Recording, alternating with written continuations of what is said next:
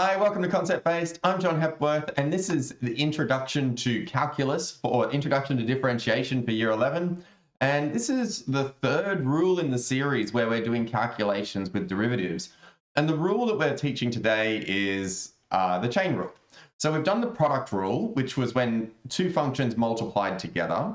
We've done the quotient rule where two functions divided each other.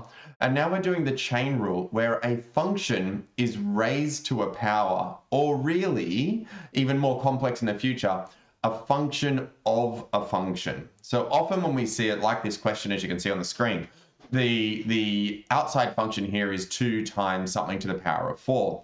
But you can have other functions of functions. You could have the sine of 1 minus 3x. So then we have a function sine of a function 1 minus 3x. So it doesn't just have to be raising to the power, but we often get taught it initially as it's like the power rule. Okay, so with this one, what I want to do is first of all address the idea of concept-based, which is where we are here. And the idea is that how do students understand this as a concept, not just as a rule? Now, I did mention in my previous videos for product rule and quotient rule, probably the best thing to do is to just chuck a question or the concept into a AI program and just ask it to prove it to you. I personally use Copilot, and when I ask it to prove it to me, it does it all by first principles, and you can watch the algebra and calculus fall out, and you can go, I accept that that is true because I can see that there is simplifications in there to make this the actual rule. Another way of thinking of it, though, is you can write dy dx, as in the derivative, is equal to the multiplication of dy du times du dx. Now, why would we go and take a derivative and split it up into two fractions and write it like this? It seems more complex. But first of all, let's just check, why does this work? Well, if we go back to our year 8 fractions, maybe even year 7, stage 4 for sure. And when we multiplied fractions, we learned that we should simplify them first. And we could simplify them by cancelling across the multiplication sign. And you can see in this one, I can actually cancel du with du, and I would be left with dy dx. So it is true that dy du times du dx is dy dx. So what is this u term that we have introduced? The u term is this function in here, u equals 1 minus 3x.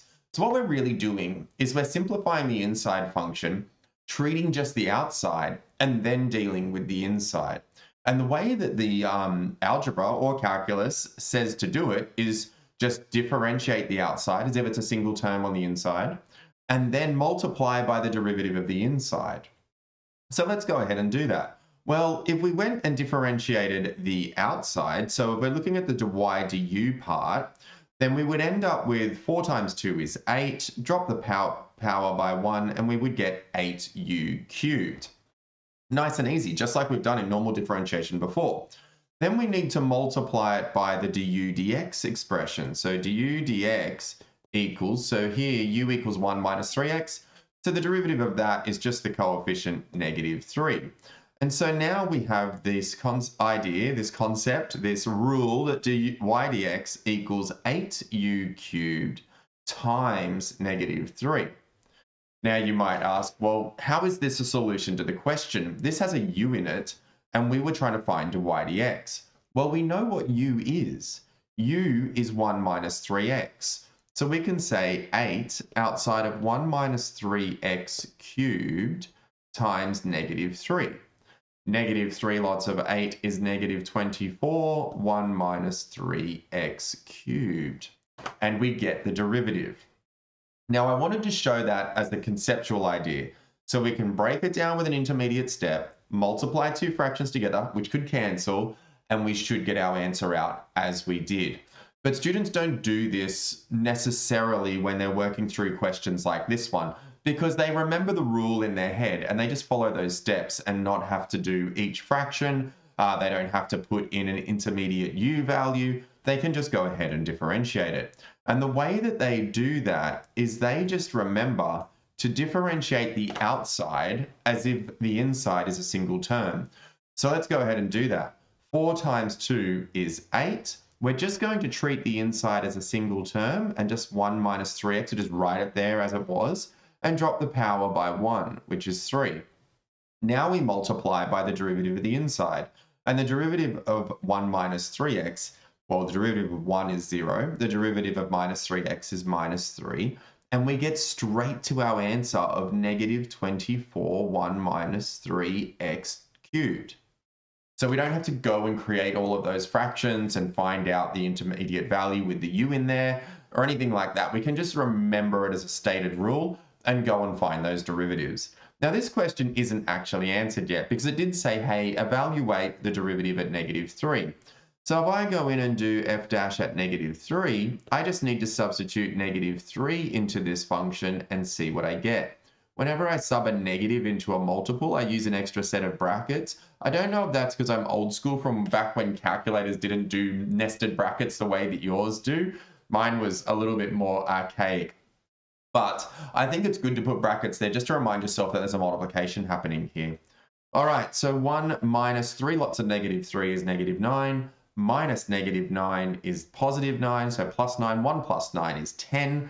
And we get negative 24 outside of 10 to the power of 3. 10 to the power of 3 is 1,000 times negative 24 is negative 24,000. Now that answer seems ridiculous. How can we understand conceptually that the gradient at negative 3 is negative 24,000? Well, this one's a little challenging, but what you do need to, well, what you will grasp as you do more and more in functions is that the general look of a quartic, something raised to the power of 4, looks something like this. It's like a parabola if you zoomed out, but if you zoom in, there's like this wobble in the middle around the origin, or depending on where the function is set up.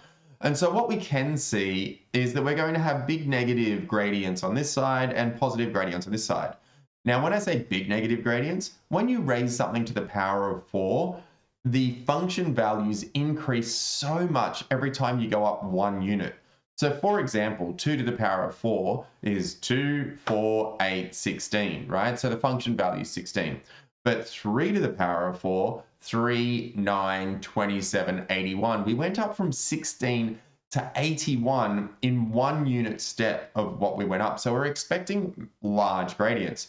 So having this negative 24,000 on the negative 3 value over here, it's not unheard of. So we should at least assume, well, we can't assume, we can accept conceptually that there's a negative gradient because it's on the negative side there. And knowing that it's a quartic, we know we might get some answers that are significantly larger than what we're used to with parabolas or even cubics. So, summarizing today's lesson, what do we want to remember?